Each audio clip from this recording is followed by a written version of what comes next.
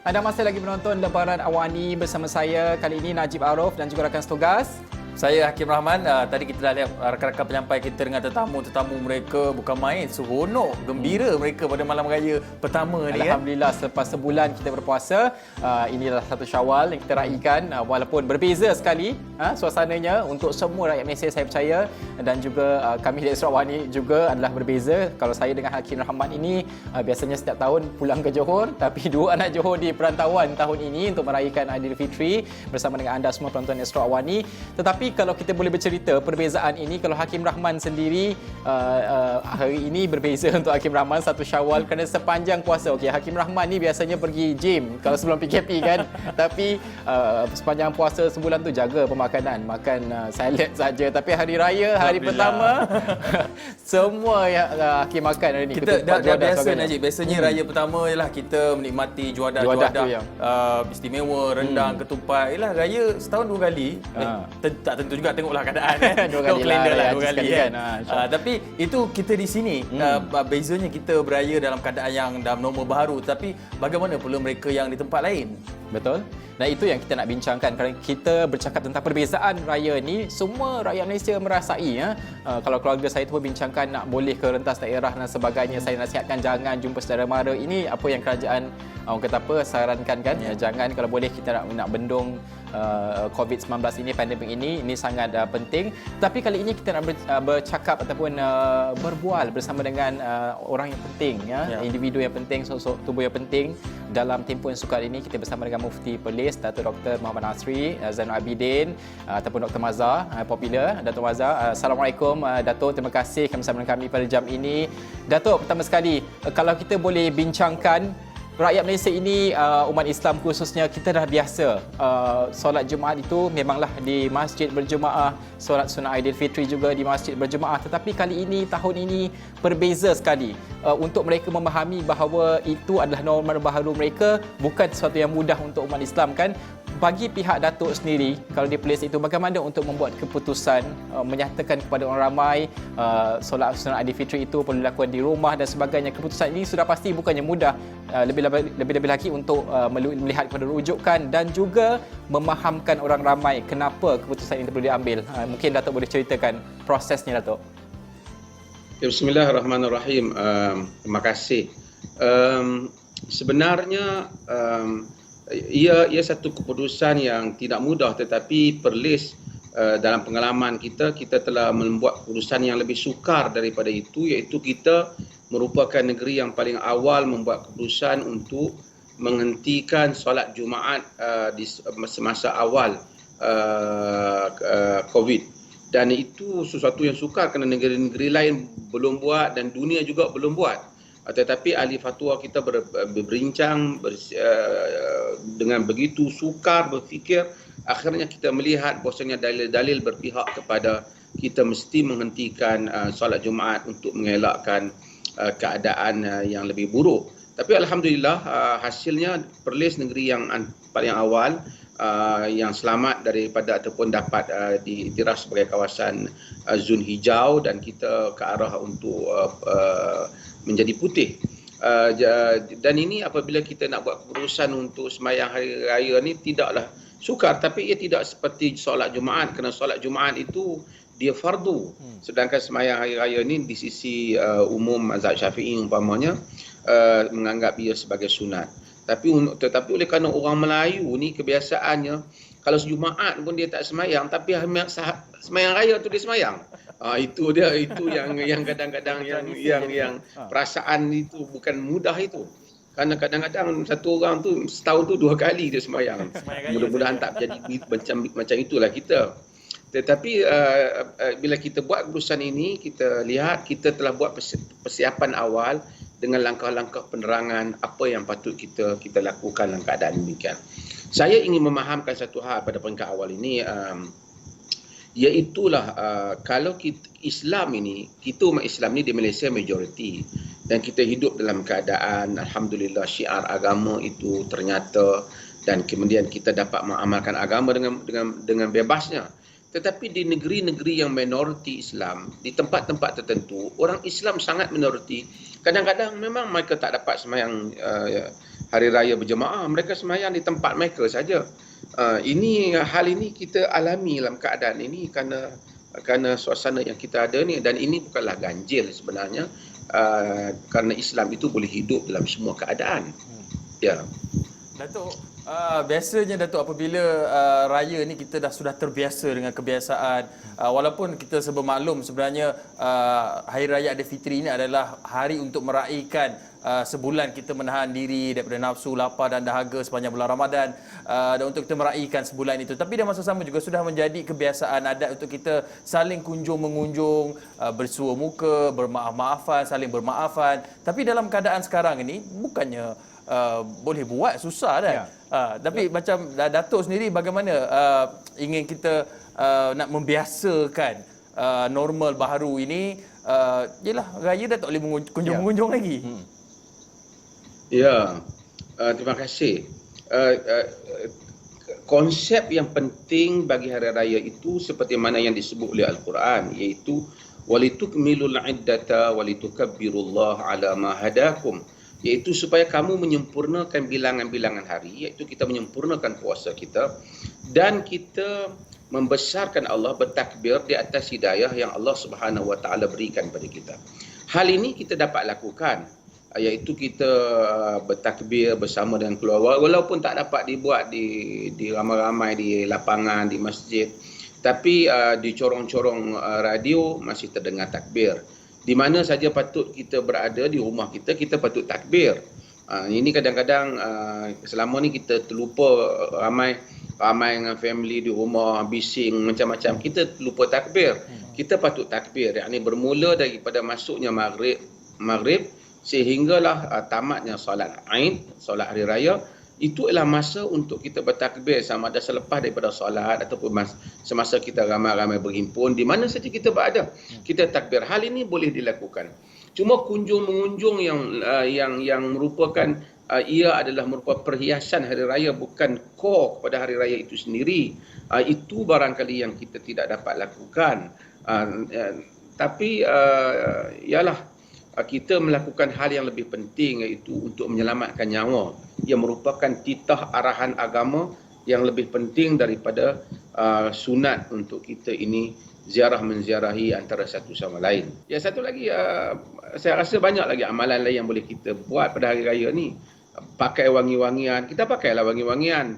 Janganlah kerana kita tak boleh pergi ke masjid ataupun tak boleh keluar, kita tak pakai baju berkemban saja, ataupun duduk dengan kain plekat baju putih je di rumah raya, apa tak boleh keluar. Kita jangan macam tu, kerana hari raya kita pakai pakaian yang cantik, wangi-wangian. Pagi sebelum kita solat bersama dengan keluarga kita, kita makan sekali, kerana ini adalah Aidilfitr, iaitu hari raya fitri, di mana kita disunatkan makan sebelum pergi ke tempat solat.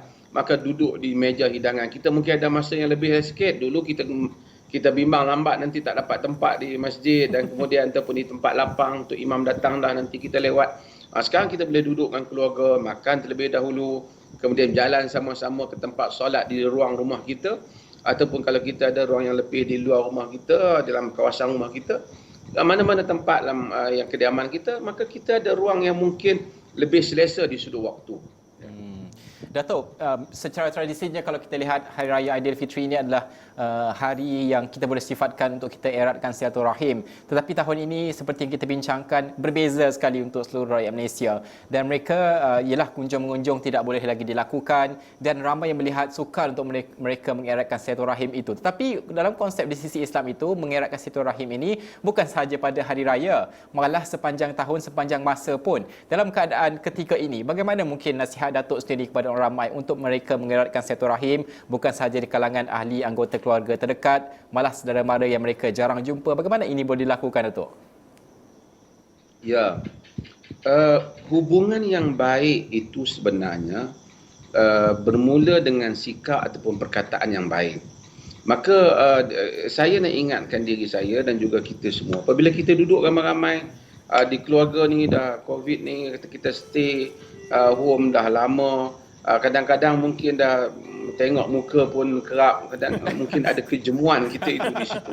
Maka pastikan kita pada hari raya, terutama musim raya ni, guna perkataan yang baik. Kerana dengan perkataan yang baik akan menghasilkan jiwa akan menimbulkan perasaan yang baik.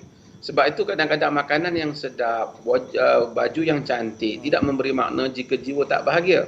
Maka qulu linnas bil husna, cakap pada manusia perkataan yang baik. So duduk dengan family, cakap perkataan yang baik. Itu family yang terdekat yang kita duduk. Sebab itu kita mungkin boleh telefon ke keluarga kita, hubungi mereka di zaman sekarang ni berbagai-bagai teknologi. Berikan ucapan-ucapan yang baik, kan, gurau senda yang baik juga. Hari raya ialah hari bergembira. Sebab itu Nabi SAW pada hari raya, apabila Abu Bakar Siddiq radhiyallahu an menziarahi rumah Nabi SAW dan beliau mendapati 2 orang gadis sedang menyanyi dalam rumah Nabi. Kita bayangkan menyanyi 2 orang wanita, gadis menyanyi dalam rumah Nabi. Kalau menyanyi dalam rumah ustaz pun sebagian ustaz sensitif. Tapi ini menyanyi di dalam rumah Nabi sallallahu alaihi wasallam. Abu Bakar kata, "Amizmaru syaitan fi baiti Rasulillah." Adakah suara syaitan di dalam rumah Rasulullah? Ini hadis yang diriwayatkan oleh Imam Bukhari dan selainnya. Rasulullah sallallahu alaihi wasallam kata, "Da'huma ya Abu Bakar." Biarlah mereka wahai Abu Bakar. "Inna likulli qaumin 'idan wa hadzal yaum 'iduna." Dan kerana setiap kaum itu ada hari raya, ini adalah hari raya kita. Maksudnya manifestasi daripada hari raya itu ialah menzahirkan kegembiraan, menzahirkan perasaan yang bahagia. Dan apa saja kita kena buat hari ini, walaupun dengan kadar yang terhad di dalam kediaman sendiri, zahirkan kebahagiaan itu, zahirkan kegembiraan itu, zahirkan rasa bersyukur itu. Kerana itu adalah manifestasi daripada hari raya. Sebab itu hari raya bukan hari sedih.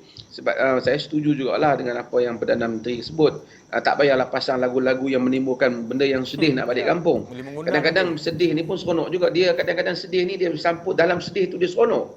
Tapi kita tak boleh dalam suasana ni jadi hari raya jadi hari meratapi atau menangisi. Hari raya ialah hari kemenangan. Hari raya ialah hari kebahagiaan. Hari raya kita zahirkan perkataan yang membahagiakan dan hubungan yang baik di antara kita. Datuk, secara ringkasnya kalau boleh Datuk, untuk kita pelajari hikmahnya sepanjang PKP ini, apa yang mereka boleh pelajari? Kalau kita lihat di sosial media, ramai berkata sebelum ini kalau malam-malam terakhir Ramadan sehinggalah ke hari raya, mereka ini sibuk mencari persiapan raya dan sebagainya. Kali ini ramai yang update status ni tentang bagaimana untuk mengejar Lailatul Qadar sebagai contoh. Apa lagi hikmahnya yang sepatutnya kita pelajari daripada segala kesukaran juga cabaran yang kita lalui ini? Terima kasih. Saya rasa Allah Subhanahu Wa Taala dalam semua kejadian itu mempunyai hikmahnya, sudah pasti. Dan Allah mendidik kita. Saya kata antara benda yang besar kita sepanjang Ramadan yang lepas ialah kita, saya rasa tahun ini paling kurang sekali umat Islam membazir di Malaysia. Kalau tidaknya makanannya, ya Allah, di bazar Ramadannya, buffet-buffet mewahnya, itu tak kira lagi jamuan-jamuan di hotelnya, macam-macam. Hari ini dengan keadaan yang terhad, beli dengan terhad, artinya puasa itu boleh pun dilakukan. Dan ramai orang dah belajar, terutama ketua keluarga, untuk solat, jadi imam, jadi apa untuk keluarga. Dan ini banyak perkara yang kita pelajari. Dan juga apabila datang hari raya, inilah juga bila datang hari raya, kita di Perlis umpamanya, kita telah keluarkan garis panduan bagaimana nak menunaikan solat hari raya. Boleh pergi lihatlah kepada laman web Jabatan Mufti Perlis. Lengkap kita berikan macam mana nak tunaikan solat hari raya, macam mana nak baca khutbah. Khutbah tidak wajib tetapi digalakkan untuk membacanya. Macam mana keluasan bermazhab ataupun keluasan mengamalkan agama. Dahulu orang bukan tahu, kata boleh juga solat Jumaat ini kurang daripada 40, 12, ada qaul 3, ada qaul 4 dan seumpamanya. Tapi inilah PKP ini menyebabkan semua orang duduk membaca bahan-bahan ilmu kerana ada perkembangan-perkembangan yang baru yang mendesak kita untuk mempelajari agama pada dimensi yang lebih luas. Ini penting. Sebab itu saya rasa banyak hikmah. Dan orang utara kata jangan jadi perak sangatlah apabila mendengar pandangan-pandangan yang berbeza-beza itu. Kalau tidak, kita ni lain daripada kita saja. Apa ni aku tak pernah dengar. Padahal pembacaan kita pun tak luas. Tapi apabila kita mendalami, apabila we experience benda itu, apabila kita merasai dan melalui perkara itu, maka kita tahu bahawasanya kita hidup di dalam dunia yang luas, terutama zaman ini. Dunia bagaikan satu kampung saja, globalisasi dan seumpamanya ini menuntut untuk kita mengkaji, melihat kepada madrasah-madrasah ataupun school of thoughts ini lebih daripada sekadar yang kita biasa, kepada ruang-ruang yang lebih luas, dan kesarjanaan ataupun scholarship kita itu perlu di ufuknya itu perlu horizon pemikiran kita itu perlu dibuka dengan lebih luas. Betul tu Datuk. Sebab itu antara wahyu pertama, Iqra', bacalah supaya kita meluaskan ilmu pengetahuan, belajar memahami, mengenali mereka yang lain, makhluk lain di bumi Allah ini. Dan banyak juga kita belajar manfaat ilmu hasil perbincangan kita dengan Datuk Dr. Muhammad Asri Zainul Abidin, Mufti Perlis. Terima kasih Datuk di atas perkongsian tu. Okey Datuk, terima kasih. Selamat Hari Raya Datuk, untuk Datuk dan juga isteri keluarga dan juga seluruh. Selamat Hari Raya. Selamat Hari Raya untuk kedua-dua sahabat kita di studio dan juga kepada semua rakyat Malaysia. Baik, terima kasih Datuk atas ucapan tersebut. Itu tadi Mufti Perlis. Kita berbincangkan tentang ialah norma baharu bagi umat Islam. Ini kali pertama mereka lalui, bagaimana mereka perlu berhadapan dan menerima. Itu yang penting, seperti apa yang Dr. Mazhar sebutkan tadi.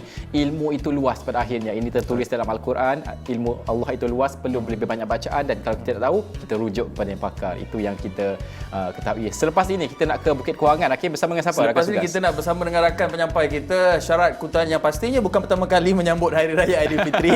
Bersama dengan Melissa Idris. Apa ceritanya?